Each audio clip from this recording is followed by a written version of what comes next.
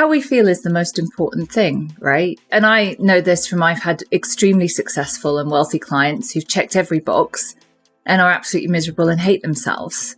How you feel is the most important thing. But so many of us typically are not raised in an environment where taking care of our feelings and emotions is role modeled.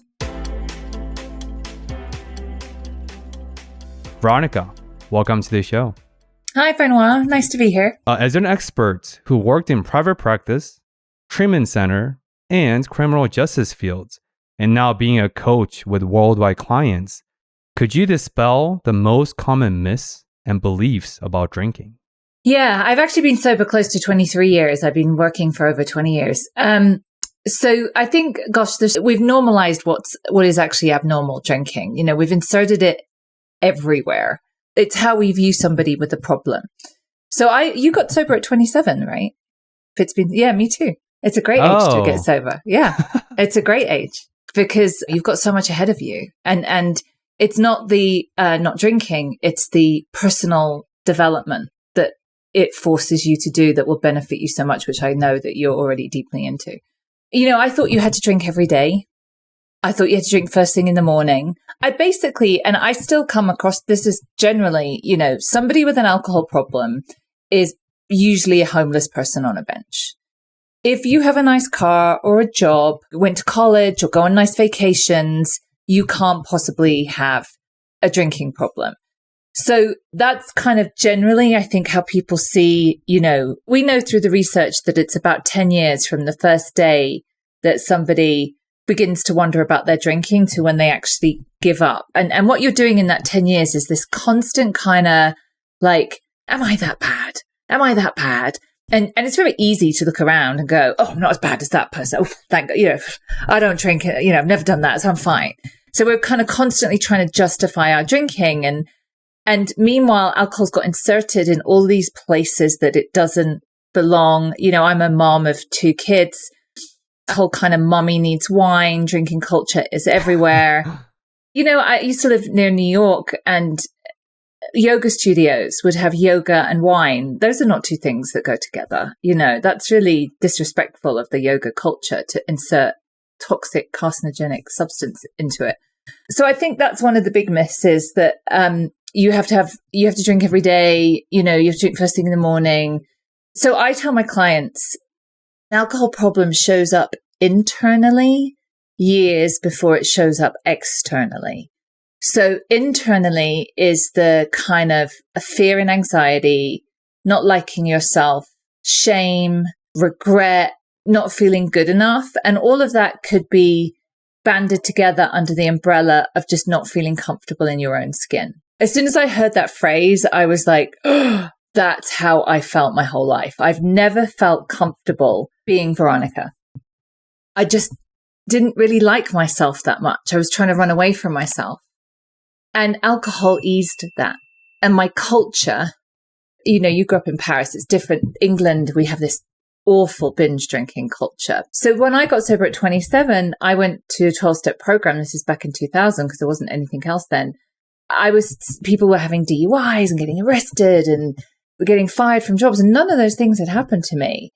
And it wasn't until someone spoke about what was going on the inside that I began to realize that my drinking was only a symptom. It was my feelings and emotions, and what was inside of me was what the problem was, that stopping drinking wasn't going to be enough. I needed to do more than that. Only people whose drinking isn't working for them think about not drinking. There's a lot there. So I want to go into what you just talked about, this common misconception that I think people associate productivity with level of health or lack of addiction. And if you look at the 2 most rigorous and grittiest fields is probably lawyers and physicians.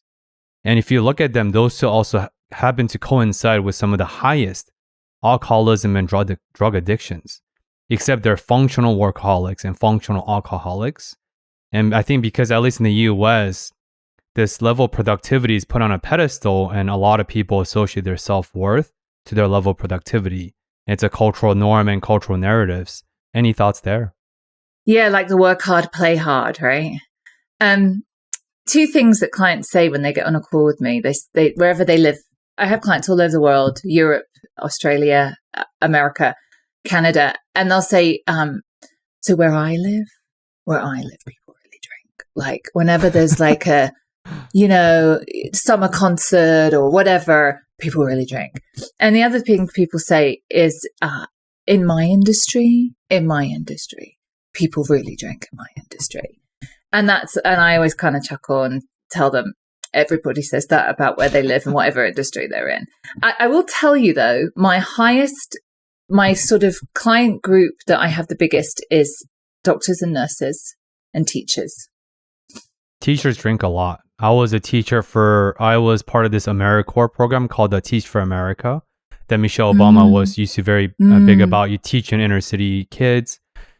And it's probably the most profoundly challenging experience I've had because I'm teaching inner city Black and brown youth in Philadelphia, which is a major city with the lowest illiteracy rate and some of the highest crime rates. And one thing that shocked me is every single day at 4:30, all teachers band together to go happy hours. And they drink for hours. And they repeat and rinse and repeat. And I realized stress and increased drinking, because you alluded to this in passing, addiction is often a manifestation of something deeper. 100%. And I get medical people because they have such a problem getting help because it can't go on their record. I kind of always joke, I have a full deck of doctors. I have had every specialism possible because it's much hard. I mean, it's really ridiculous that it's much harder for them to get help. So they don't until things get really bad. Or they find their way to someone like me where it's private and it's not, going to go, it's not through their insurance or anything like that. And, after everything we've been through, our medical staff have really been traumatized and all of that kind of stuff. I want to just clarify something I said because it's ringing in my ears about white drinking culture. What I was kind of thinking there is about, it's not that there's a kind of whole thing about entitlement and drinking that's also, so it's really like the British when they drink. Like, I don't know if you've been to these places, but if you go to we love our sun because we have terrible weather. So you go to Spain and Mallorca and all these places and it's just full of the British getting absolutely shamefully drunk, embarrassingly drunk.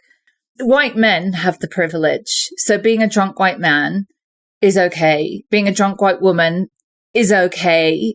If you're a mother, there's a, drink if you're a mother, but if you cross the line, then that's the worst thing in the world. And then if you're a drunk black man, if you're a drunk black mother, that's the bottom. So there's a whole kind of all of that going on as well. And I think there's a lot of, I think white people have a lot less consequences for being externally binge drinking, all of that kind of stuff. And we've seen that with alcohol. We've seen that with drugs. It's different for white people than it is for people of color. Yeah, Veronica, I appreciate you naming the implicit cultural influences that is always at play. And I actually want to lean into that and ask you about this questions about emotions, because you talked about a lot of us feel uncomfortable with our skins and being left alone with our thoughts and feelings. So we use a social lubricant because alcohol is a great social lubricant. It opens a lot of people up, even a lot of introverts who derive energy from within. So I know one of your many expertise is emotional intelligence. And emotions and alcohol addiction may sound seemingly unrelated, but can you share why that is not the case, since we both established in the last 10 minutes that addictions, if not all, but most, are manifestations of something deeper, since internal always manifests externally? How we feel is the most important thing, right? And I know this from I've had extremely successful and wealthy clients who've checked every box and are absolutely miserable and hate themselves. How you feel is the most important thing. But so many of us typically are not raised in an environment where taking care of our feelings and emotions is role modeled. So I know that was the case for me. So, and you can see this generationally, and I'll be interested to hear what it is like from your culture. So from my culture, it's from the First World War, where all of these men went off to fight in utter horror and were not allowed to ever talk about it and were coming apart at the seams. And that was kind of my grandmother's generation, is we don't talk about anything upsetting. We just don't. And so I had all these big feelings inside of me that I was like, it wasn't allowed. It wasn't permitted. Those kind of family messaging, it's very powerful. And remind me to talk about attachment and authenticity. So for me, alcohol was like, I felt like it was coming part of the seams, and alcohol just fixed that. And so then what happens, and I started drinking at 14, 15, is not only did I not learn it in my family, I then missed opportunities as I was growing from a teenager into my early 20s to develop those skills. So, life is just lessons, right? You learn the lesson. If not, don't worry. The lesson will come around again. And all of those are life lessons. I've been thinking about this a lot in terms of being a mother and the work that I do. Struggle is a part of life. And I feel that as a culture, we're leaning towards stealing the struggle from people, particularly children. So I struggled massively, and the only thing I had was alcohol to help me with the struggle. I had a lot of anxiety. That was a struggle. So I'd use alcohol to take that away. I didn't like myself. I didn't know how to socialize. I didn't know how to connect with people without it. So I just defaulted everything to alcohol. So I missed all these opportunities to learn tough but important life lessons that we all must learn as we go along. I often talk about per-narrative therapy, which is a modality in psychotherapy. The ethos is that the client is not the problem. The problem is a problem. I share that because I think a lot of us, as you said, without the distress tolerance skills, without the toolkits, we go to sort of these external tools like drugs or alcohol in our cases that we're talking about. And even suicide, that's my, not specialty, but my background. I'm a veteran, so I have a lot of interest in psychedelic therapy, which is I'm going for, and also suicide prevention, since the landscape has been very scant, at least in the United States and the world at large. And we often talk about that when people take their own lives or when people fall to addictions, it's not that they're incompetent or they lack willpower. It's that they just don't have adequate skills, like what you alluded to, where you never had the opportunity to refine, internalize, adapt, and craft your skills. And like, how do you view that, where for so many of us that we don't have the community, we don't have the maybe privilege of knowledge, maybe we don't have this level of innate curiosity, and there's so much misinformation with TikTok, everyone and their mothers are spreading advices like it's Oprah giving cars away without the credentials of Oprah. Like, what can people do when they have nothing and nowhere to turn to except readily available coping skill like drinking? Well, that's a big question. Yeah, it's a big question. I think it goes back to the struggle, right? And I think it's also about curiosity. What saved my life is I was a train wreck. Like I just made bad choice after bad choice. But I had this deep, deep sort of feeling inside of me that there was something better. I just had to figure out how to get it. Like I didn't have the how, but I believed the how was out there. Actually, I know how I'm going to answer this question. Okay. Do you know what I think is as a psychotherapist, I'm not a psychotherapist anymore, but I was back in the UK. I think reading books is life-saving, and I think it's the most important thing. And I think it's from reading, and I'm a child of the 80s and 90s. We didn't have, like, I was trying to explain to my kids, like, our TV show was on at 4:00. And if you missed the TV show, that was it. It's just, I can't even imagine how we lived. It's so crazy now. I was like, how did we ever meet anyone for lunch? Like, you hope they show up. Yeah, basically, I think that's what we did. I think we just hoped they showed up. So I think it was from reading books that gave me some kind of feeling that, like, I could get it too. I wasn't going to be left out of it. What I noticed as a psychotherapist, and I've noticed this in my work, and I find it fascinating, is there was a difference with clients who read books and clients who didn't. So when I recommended, like, often I would recommend a self-help book of some kind or a memoir, and the clients who read books as a psychotherapist, I could engage with their internal world at a much, much deeper level than people who didn't read books. And I'm sure there's got to be some research on that somewhere, but it's always kind of fascinated me. There's something that only reading can do in that it awakens empathy. It ignites your internal experience. So read books. All the answers are there. And ironically, that reading is also a dying art with the rise of short form content, TikTok, highly scripted 17-second reels. And I'm asking these questions because I think it's important where I love you brought up reading.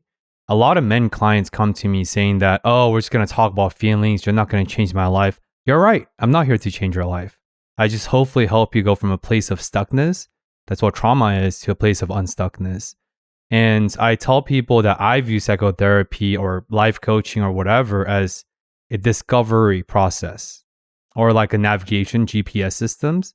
Reading is also another GPS systems. And there's many, you can take different detours and get to the same destinations.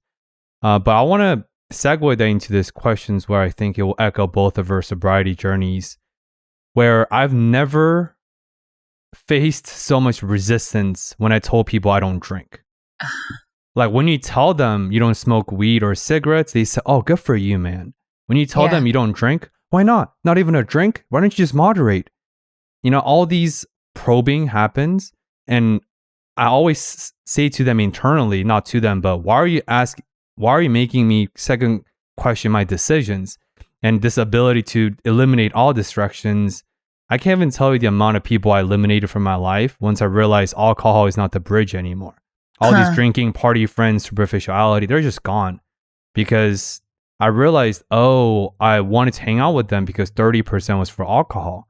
So when you take away 30%, it became sub-thresholds. So I realized I don't really need them or vice versa. But for you, like, did you resist or not resist? Did you experience any of the said resistance? Like people just bombard you with, why, Veronica? Why did you quit drinking? Why don't you just have a sip of wine with us? That's so interesting because I got sober almost 23 years ago and it sounds like not much has changed. Yeah, okay. And at 27's relatively young. Can I ask, did you do drugs as well? Mm-hmm. Yeah. That's why people get sober younger, really, is drug use as well. It just brings you down really fast. It's because, and again, it's going back to your first question, and I write about this in my book. As a culture, we have been culturally conditioned to believe that alcohol is the best vehicle to the land of fun, excitement, belonging, connection, relaxing, and rewarding yourself. So, I mean, you have such an interesting kind of upbringing. Mine was very typically British. It assumed you're going to drink. Not drinking was never presented as an option. You're going to grow up, you're going to get a driver's license, you're going to get a job, and you're going to drink alcohol because that's what adults do. Not drinking alcohol was never presented. And it only really is as if you come from really, particular religion, I think, that it's ever presented that way. It's just that it's alcohol assumption. So I saw all of the older adults and it looked like they were in this magical world and I couldn't wait to get into that magical world. So I liken it to the Emperor's New Clothes because I did have fun drinking and using drugs, but there was always a cost. And the cost was always quite high with me. I was 15 years old when I was in blackout lying in a gutter outside a bar with the landlord throwing a bucket of water over me. Wow. And I remember thinking, and I came around and I thought, this isn't good. And all my friends went, oh my God, Veronica, you are so crazy. Like you, and I loved that, positive, I'm a crazy wild child. Like I love that identity. So when you tell your friends that you're not drinking, and by the way, this happens at every age. Like I have 70-year-olds. I have every decade. What people hear is that you've said, I volunteered to never have fun again for the rest of my life. So they're like, oh, Benoit, and they care about you. They're like, Benoit, like, mate, right? So again, it's a limiting belief that was internalized that we now believe is our own. people are very, very, as you may have found, committed to that worldview. And you are threatening that worldview. So if you are going to the club, going to the concert, going to dinner, laughing, joking, and having a nice time with alcohol, that deeply threatens their worldview. Sounds like you've discovered you really find out who your friends are. And in truth, the only people who are ever bothered by you not drinking are the people who have an issue with alcohol themselves. People who don't have an issue, like, they're just like, oh, great. But people who have an issue with alcohol, but they're not ready to look at it. Thank you. They don't want to stop. It's much easier to persuade you that you are wrong. So it's this cultural commitment. So you come from these 3 different cultures. Do you think it's true in all of those cultures that you come from? Asia is interesting because drugs are less available and they're way more stigmatized, and the consequent, like, punitive measures for drugs are quite high in Korea and Japan. Or not Japan, Korea and China, which is the cultures I lived and I'm very familiar with. So alcohol is like the de facto mode of altering your consciousness, so to speak. So, and whereas in Paris, I mean, you speak to it, right? They take 2 hours break every lunch. Yeah. Now they're having some wild protests, changing all that stuff, but then they will never cut out alcohol. But I think binge drinking is less prevalent in Paris because food comes with it. And I think they drink more for the sociality aspect versus the coping internal reality aspects, generally speaking. In the US, I think it's the Anglo culture, the Anglo-American culture, like the pioneers of British. When you don't drink, you're a social outcast, you don't belong, you can't hang with us. And my favorite thing I heard recently, so I'm just using it here, where tradition is peer pressure by dead people. And I think that really fits with alcohol because this is a decades in the making. It's not new. This is 50 years, 60 years, 70 years since World War I, World War II.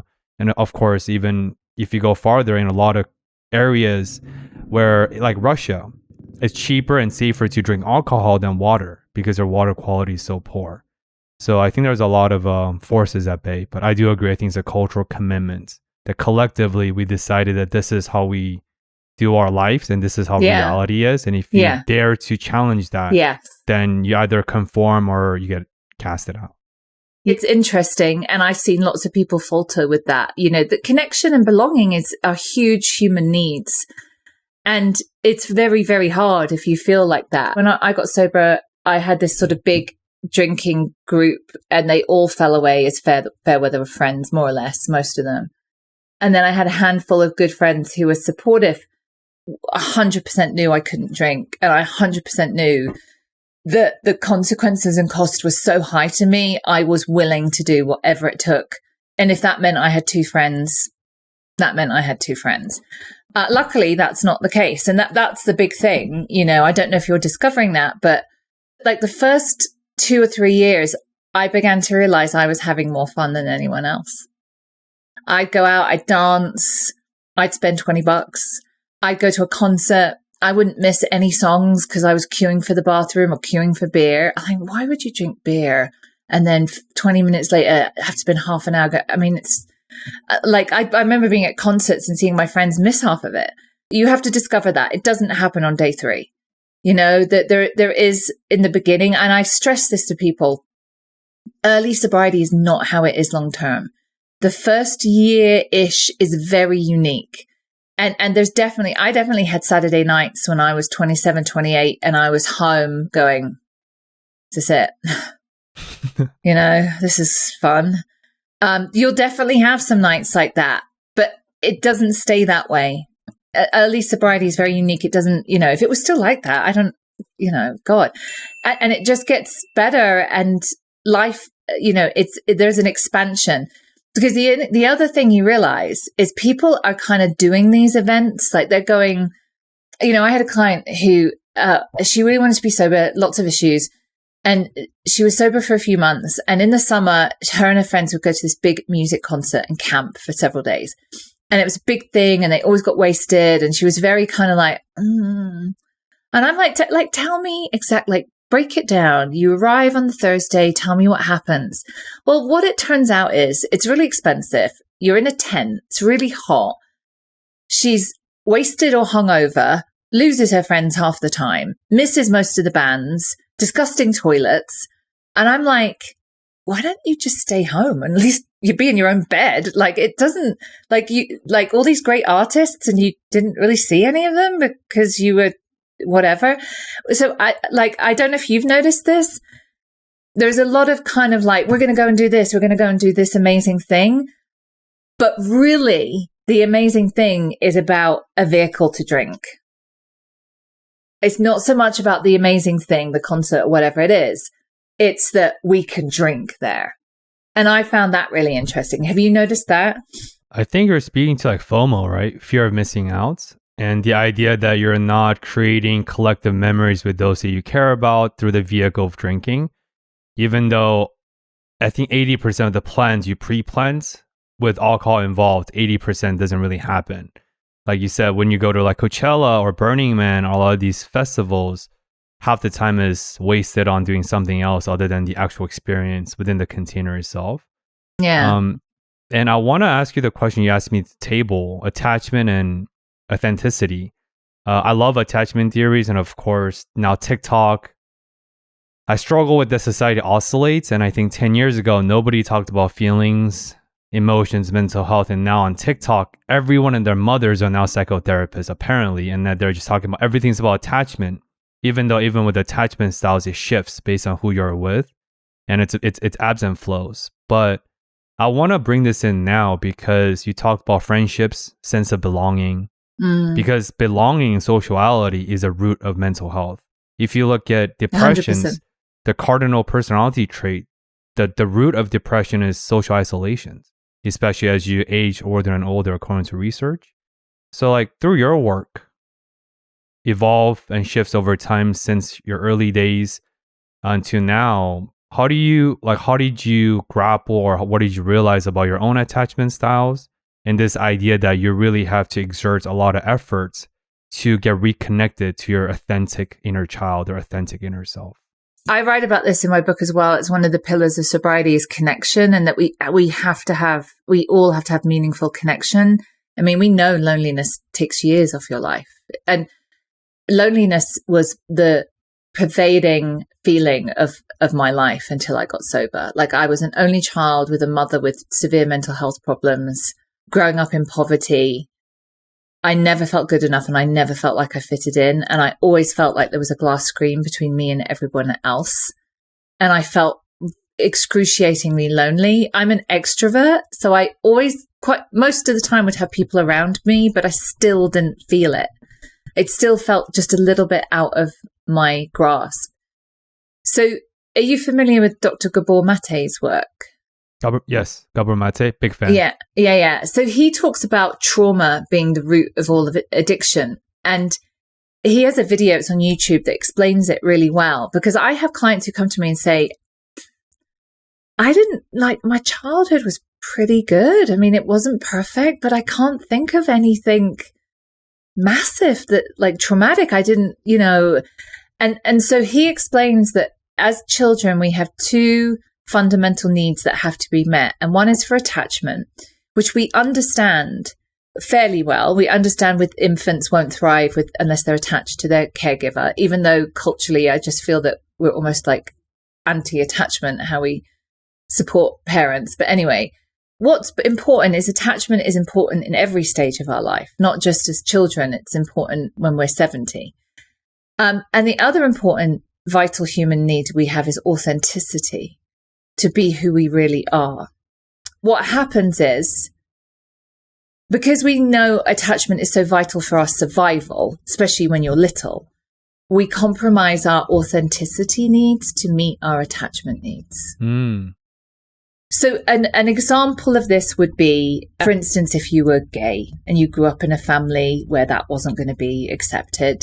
And apart from that, maybe, they were a loving family, very involved and that kind of stuff. And you had to push that part of yourself down because you knew if you came out that would cause massive, issues or whatever. That's just an obvious example, but there's many. For me, I just felt very disapproved of. Like, the essence of who I was too much for my family. And it felt very disapproved of. Like still, when I go home, so my family's in England, I live in America. When I go home and see my immediate family, they're like, hello, like I've just popped to the shops. When I see my friends, we're like, hi, oh my God. It's like, that's the difference. So I felt like I had to, my authentic self, I felt was always disapproved of. So I had to squash it. That experience is traumatic. That's where the trauma comes from. So obviously, if you experience some kind of abuse, those are traumas. But having to disengage from your authentic self is a traumatic experience. So sobriety is really the journey back to oneself. That's what sobriety is the journey back to authentic selves, because you've probably discovered drinking and using drugs, I left myself by degrees. I would say something that wasn't representative of my values or what I felt, but I said it. I did things that wasn't representative of my values or who I was, but I did them. And so by degrees, I left myself. And that is the most painful experience that you can ever have. And you can't connect with people if you've left yourself to the point where you don't like yourself, because I can't let you in. I can't be vulnerable with you because I'm pretty disgusting inside, and you'll see that. And then I will definitely be rejected. So maybe if I kind of present a self that you approve of, maybe that you won't leave me, and that will be good enough. So, and I think that that's a struggle and a battle that people will go through for years. I wrote an email about this the other day. There's only one way for people like us. There was just no other way. If I only meant I had one friend left in the world, so be it. But I cannot walk in this earth for decades not being who I really am. It's like the idea that I'd rather be loved for who I truly am versus rather be liked for who I'm not.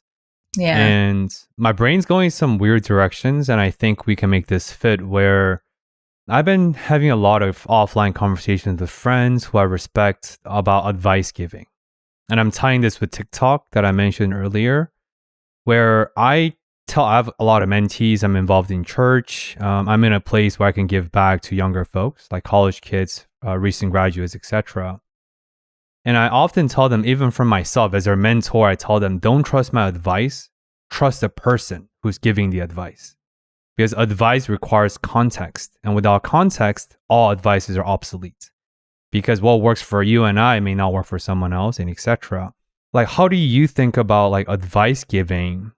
Because you talked about this authentic self that we get lost through this drunk goggle phenomena through alcohol. Because I feel like disconnections can be, I guess, perceived visually, at least for me, where your self is still there, but it's more blurry. It's like a pixelated image of who you once were.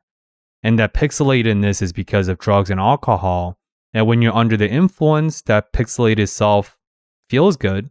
It feels like yourself, or this perceived self versus the actual self. But I think I'm tying this advices because my friend, Sarah, she talked about this, something really profound that stuck with me. She said that you also have to be mindful of seeking advices, because the more advices you seek, the more you internalize someone else's voice. And in turn, someone else's voice over time silos and silences your own voice. Any thoughts there? So I think there's several things. So when we return to ourselves and we're connected to ourselves and we're congruent, which is our insides and our outsides match, we're capable of better discernment. So, first of all, unsolicited advice is always going to fall on deaf ears. So going around advising people is never going to work. But if we seek advice, then we can use our discernment, then I think it can be very helpful. So, I've kind of noticed one pattern that I have is I've had lots of mentors over the years, and I always get to a point where I outgrow them. It's not like it's a fracture or anything. It's like, so I'm recalling like with my AA sponsor, like one day I just realized we were peers and he was no longer on a pedestal for me. And he's still the person that I trust and go to for advice, but I no longer have him like, what he says is like divinely, I don't feel like that anymore. So I think that what you're saying is it needs to be combined with connection to yourself and discernment, because we don't know what we know until we say it out loud. So sometimes when we're giving advice, we're telling ourselves, aren't we, rather than the person. Projections of our own thoughts. Yeah. Yeah. The other thing is that's really interesting is, I guess this is with unsolicited advice, is, we're surrounded by teachers all the time. People, if you look around, you are surrounded by teachers. And it's not what people say, it's what people do. It's patterns of behavior.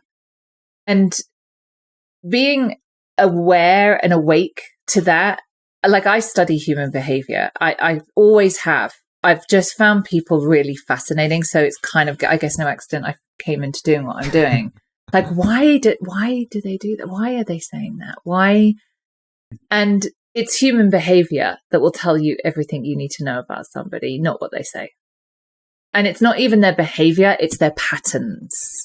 Patterns of behavior will tell you everything. So let's go into that. I know one of the big pillar of your book and your stories is you achieved a sustainable state of sobriety by yourself. And of course, you attended AA meetings, as you talked about, in 2000, since there are limited resources at the time. Like, what were some of the helpful, solicited or unsolicited advices that I think gave you empowerment? Because I think it all comes down to feeling empowered to tackle possibility of change. Because I think change is always hard, period. Career pivots, relationship breaks up, loss and grief, going from a place of drunkenness to sobriety. Whatever changes are always hard, because change requires dismantling of your fixed perceptions of how life is. That's what changes, right? It's interruptions of the pattern. Can you recall some of the helpful advices or feedback and support that allowed you to come to this place of, you know what? I feel ready to tackle this seemingly very scary, daunting place of sobriety. So it's all about motivation. We will work harder to get out of pain than into pleasure. So, where you are right now, if you're like having an okay, pretty good day, and I said, Benoit, do this really, really, really hard thing because the reward at the end of it is beyond anything you could imagine. Maybe you will, maybe you won't. If you're just sort of in a place of, all right, there's not so much motivation. For me, my motivation was pain, and I had really bad anxiety and panic attacks, like really, really bad. And I was suicidal. And they were so awful. I just got to a point where I was prepared to do whatever it took.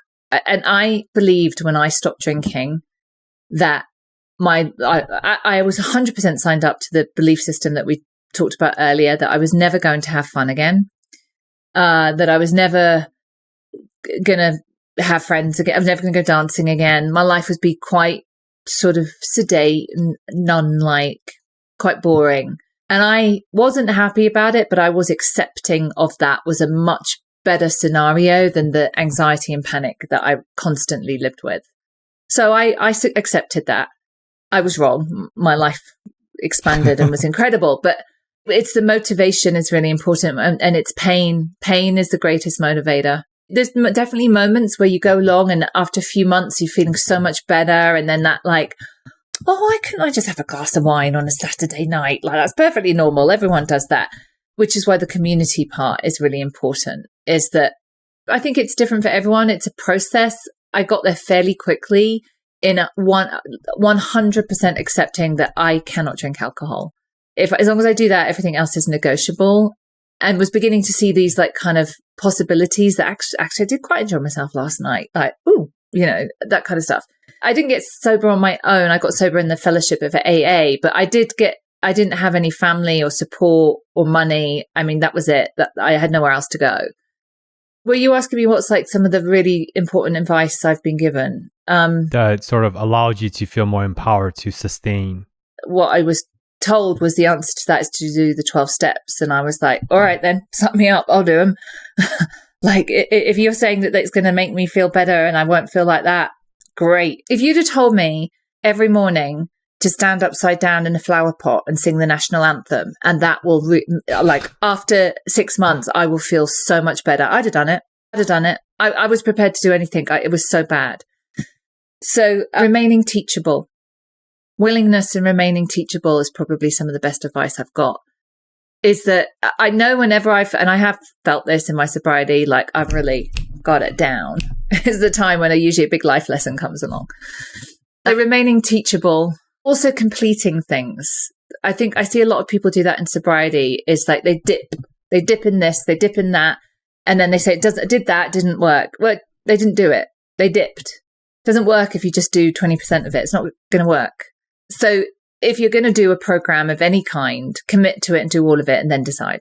One of the important life lessons that I've learned is, and there's a great book that I give to all my friends when they're going to have a baby. It's called Brain Rules for Babies.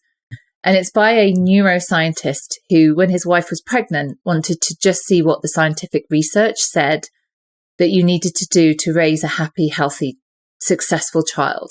And he said, I was completely shocked by the results. Impulse control. Teach them empathy and do everything you can to enable their friendships.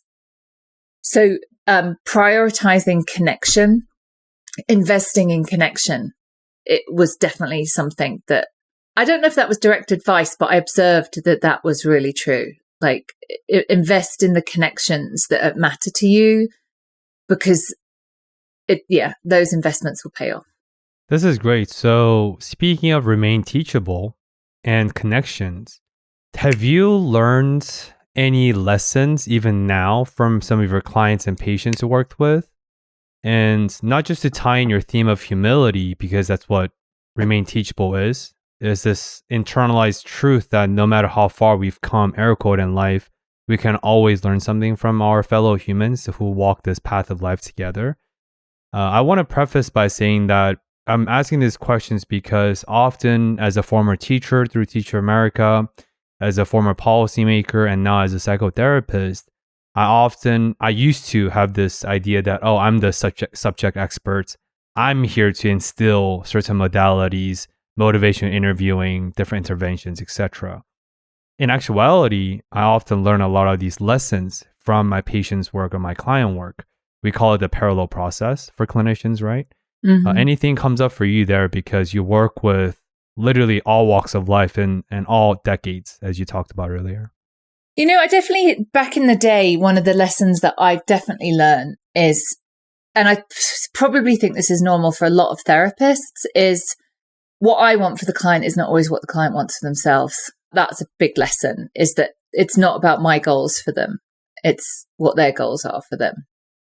I want to say my biggest teachers are my children. Like, that's what's wonderful about having kids, is they teach you so much about yourself. And we were talking about this earlier. One of the things about kids is it's not about the raising of the kids. It's about the raising of the adult, of the raising of the parent. And that's a quote from Dr. Valli. She's written some great books on conscious parenting. Children come along to reflect back to you your own childhood wounds and give you an invitation to heal them. And that's what my kids, I was 10 years sober when I had my first son, and I would consider myself having a black belt in mental health, right? And I found myself parenting in the way that my mother parented, and that was not how I wanted to raise my children. And it was a huge wake-up call for me to go back and have to do some further work on myself in order to undo that in me. So I parented differently. That's interesting, because going back to TikTok, just because it's been on my radar a lot, where a lot of people, not just TikTok, in real life, doing the work, air quote. I'm air quoting for audio listeners, where people have this fallacy that doing the work is following certain blueprints, shadow work, inner child work, whatever fancy language you want to attach them as. But they often forget the work manifests when you're facing the same trigger that brought you to the darkness to begin with.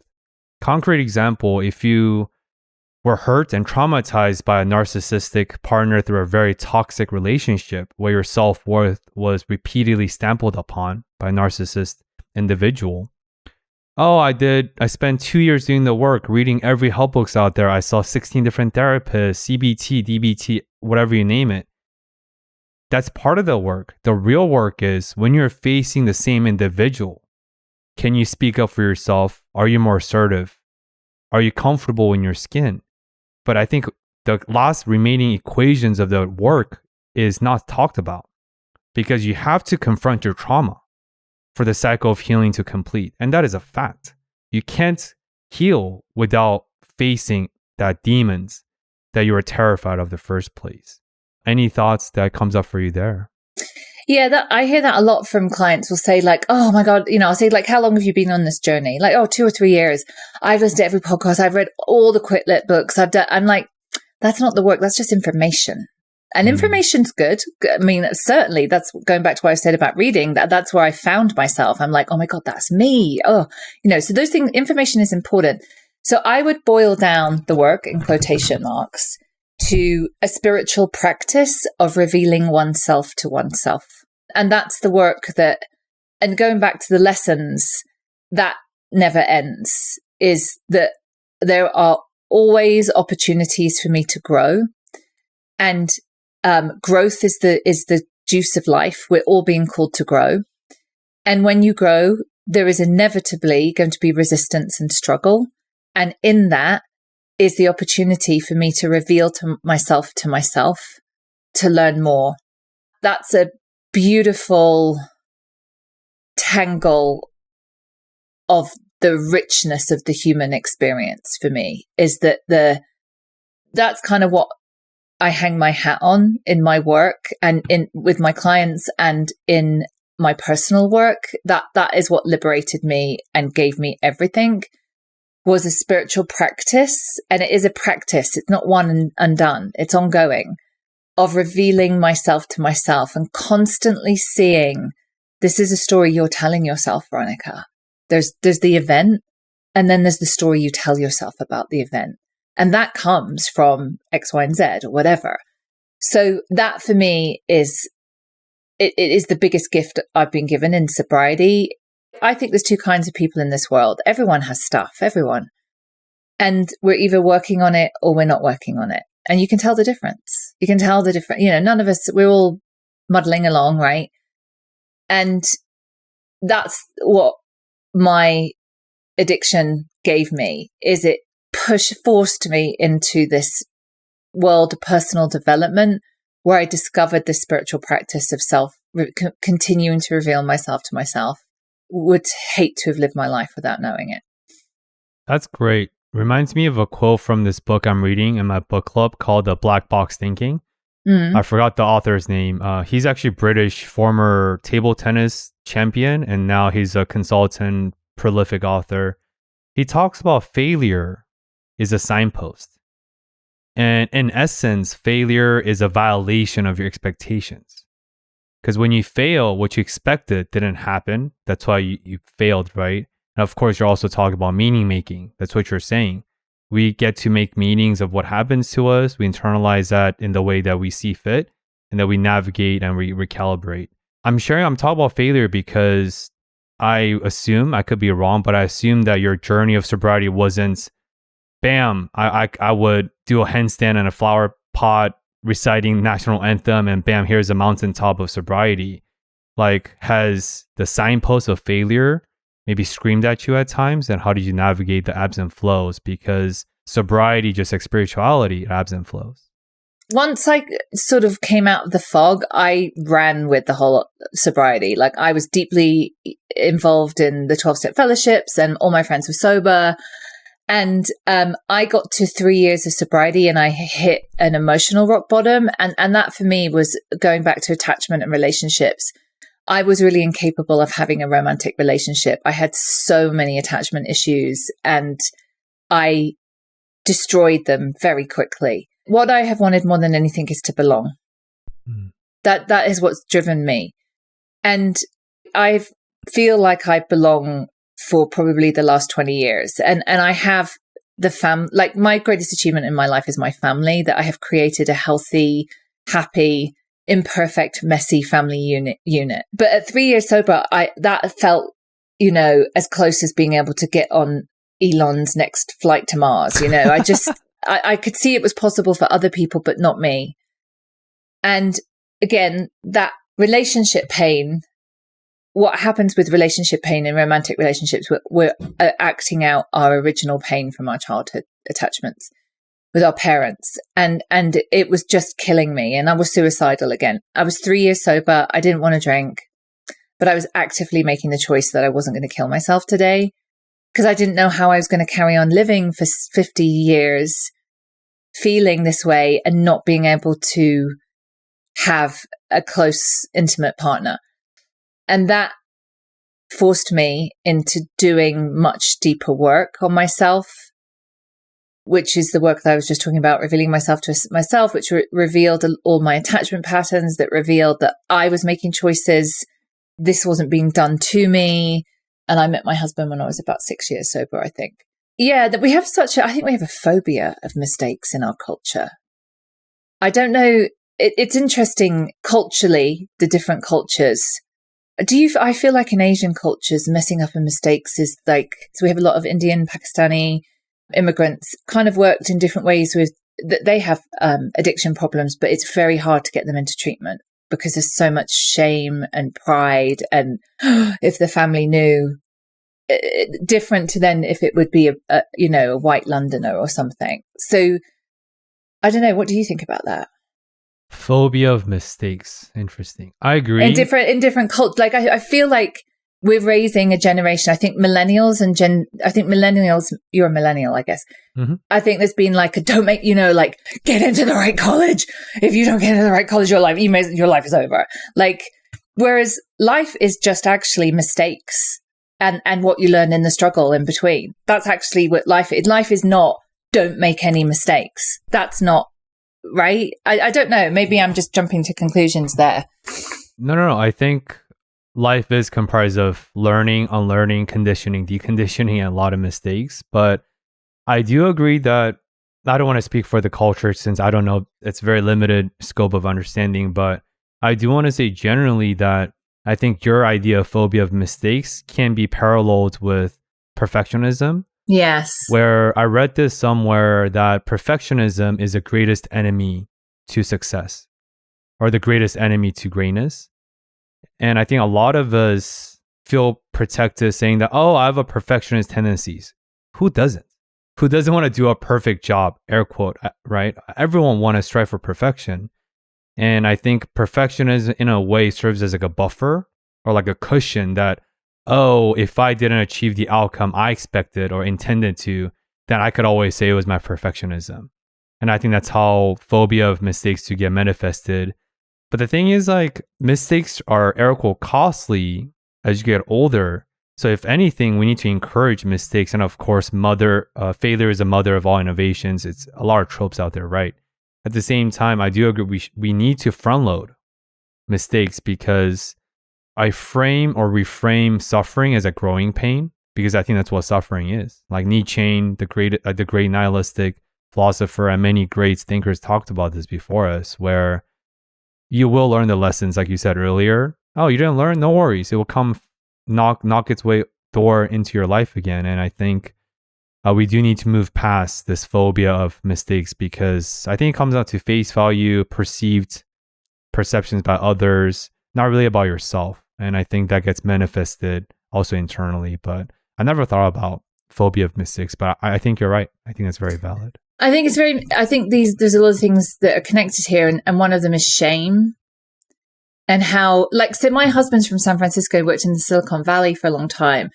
And he did his PhD in Cambridge in England where we met. And he always used to say, in England, if you have a company that fails or a startup that fails, it's like there's just embarrassment and shame. He said, in the Silicon Valley, people would just be like, so what's your next plan? What you doing next? People just, it's just very accepted that most startups fail and there was a process there and you learned loads. What you doing next? There's there's a lot tied up there with shame. And then perfectionism is the weapon that we use to shield our vulnerability. So when you have someone who has acute perfectionism, it's because they're terrified of being vulnerable. And you can't have meaningful connection without vulnerability. There's no other way. So it's very isolating and very lonely. And all of those things are entwined. Again, being European, coming to America. So for example, in American culture, and I wonder if you've noticed this, it's the middle class. All it is about what college your child is going to get into. That's it. It's like a nuclear arms race. And it's not like that in the UK. Now, we have good colleges and it's certainly prestigious, but it's just not the same. Like if your kid went to a technical college or went into the workplace, like there's just not the same kind of kudos that they give it in America. And I feel that got out of control with your generation, millennials, where if you did not get into the best college, then you may as well just go and pick up trash now because your life's over. And it's like, and I, so it was very interesting to me.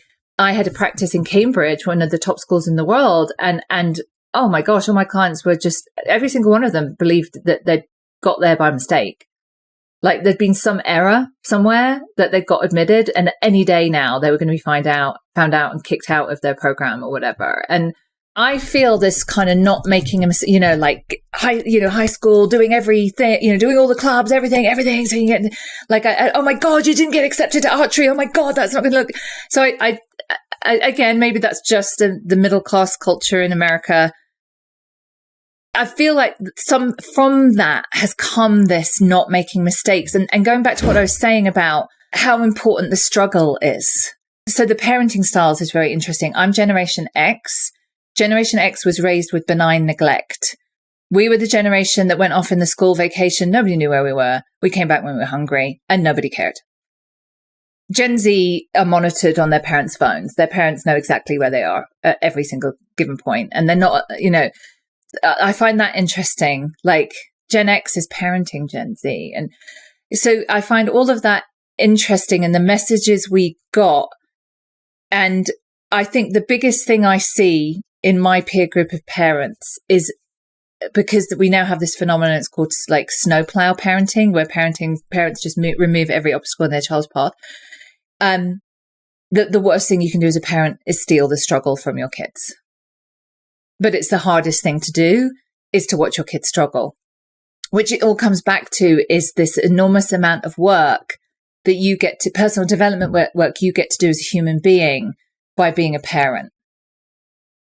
All these invitations to do these things. So I think there's shame, there's vulnerability, there's perfectionism, there's this cult of not making a mistake, whereas that's faulty thinking. It's all about making mistakes. I mean, if you look at little kids, right, you look at a baby learning to walk, all it does is make mistakes. That's all it does. And we never look at that baby and go, maybe they're not a walker, right? We just let them tumble and fall and pull things down until they figure it out.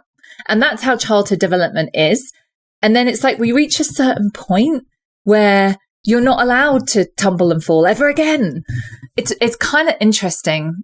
I feel that that's a bit more American than in other places. I agree. And I think I know that kids who fall the most riding bicycles or learning how to ride bicycles, they learn by riding bicycle the fastest. Yeah. And according to family system within psychotherapy, and this is a fact, where good enough parents are the best parents. Yes.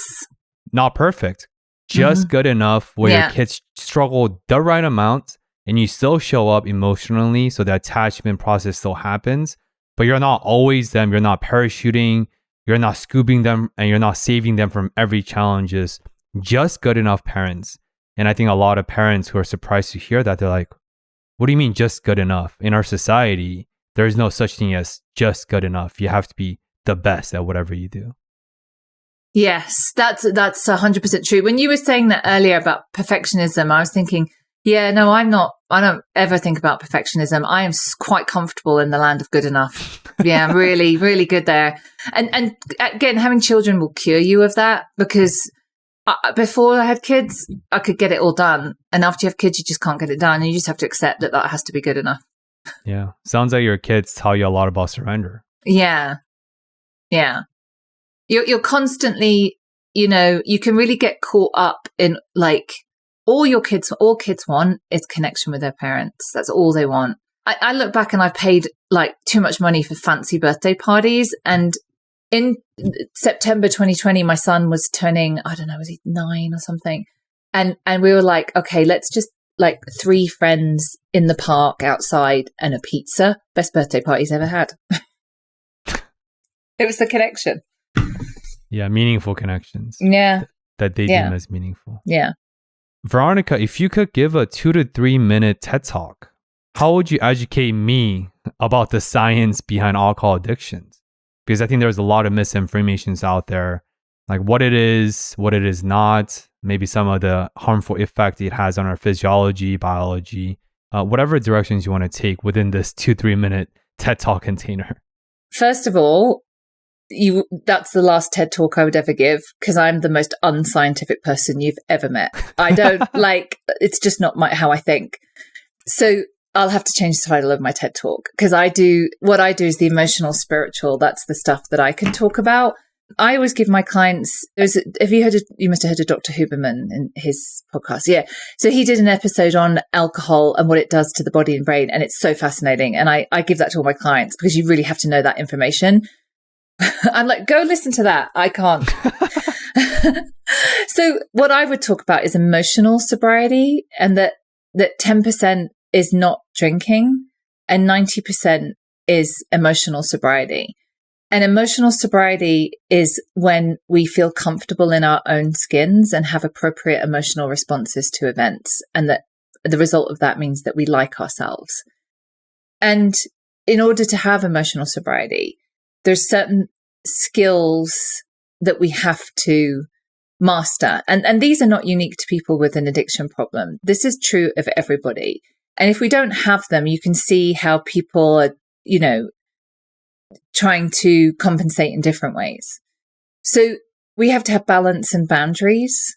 If we don't have boundaries, we can't be happy and successful without boundaries. And that was a core thing for me. I didn't even know what a boundary was, didn't know it was a thing, didn't know I could have boundaries with my mother, didn't know how life-changing having boundaries was.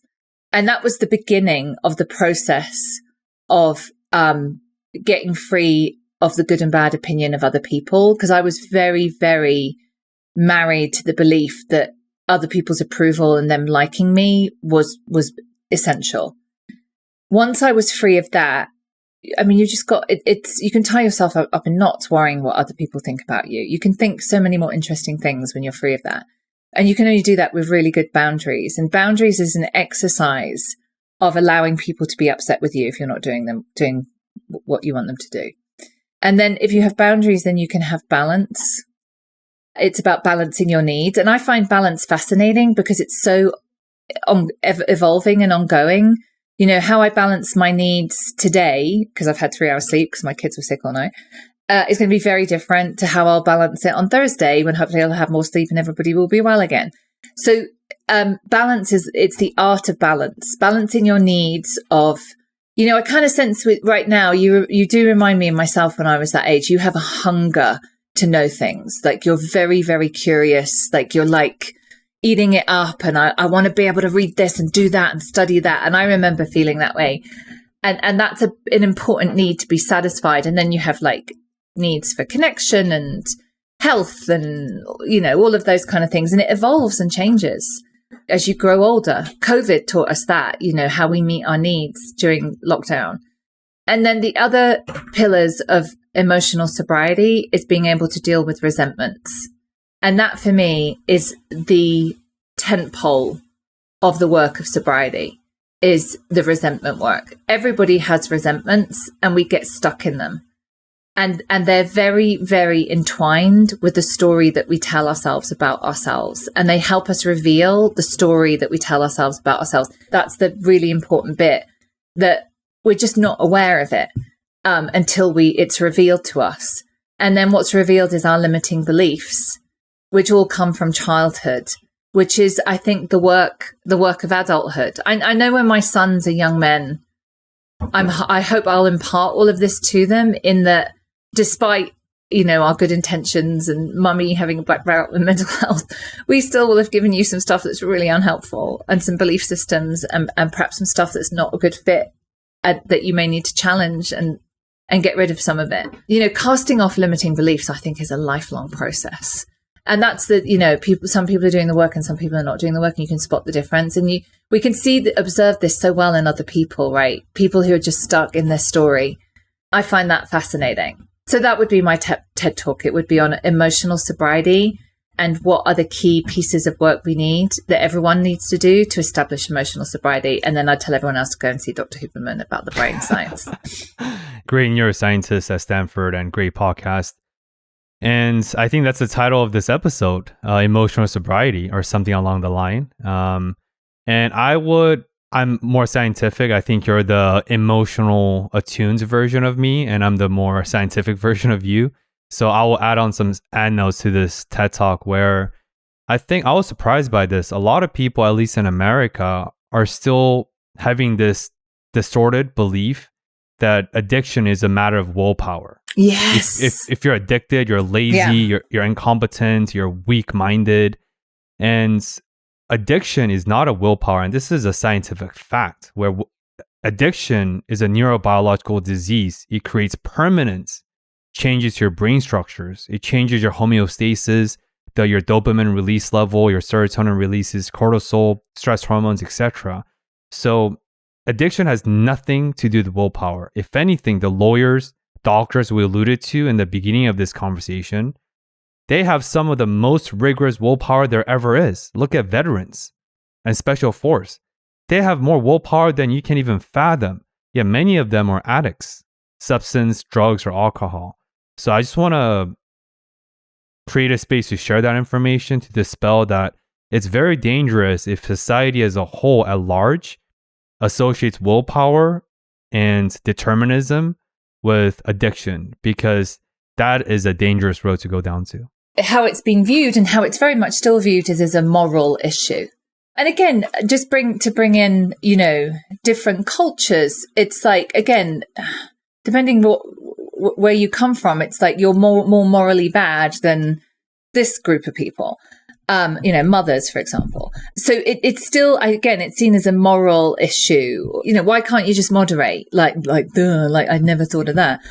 I just feel like for me, it's the how bit that is the most interesting and important bit for me, because it's like, it's important to know that, but I'm still uncomfortable in my own skin.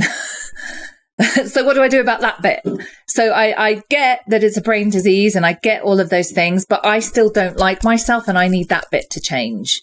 And so the emotional sobriety stuff that we've talked about is like, I need to know how that change. What is the equivalent of standing upside down in a plant pot every day and singing the national anthem? What is the things I have to do so I feel, so I like myself and I feel comfortable in my own skin?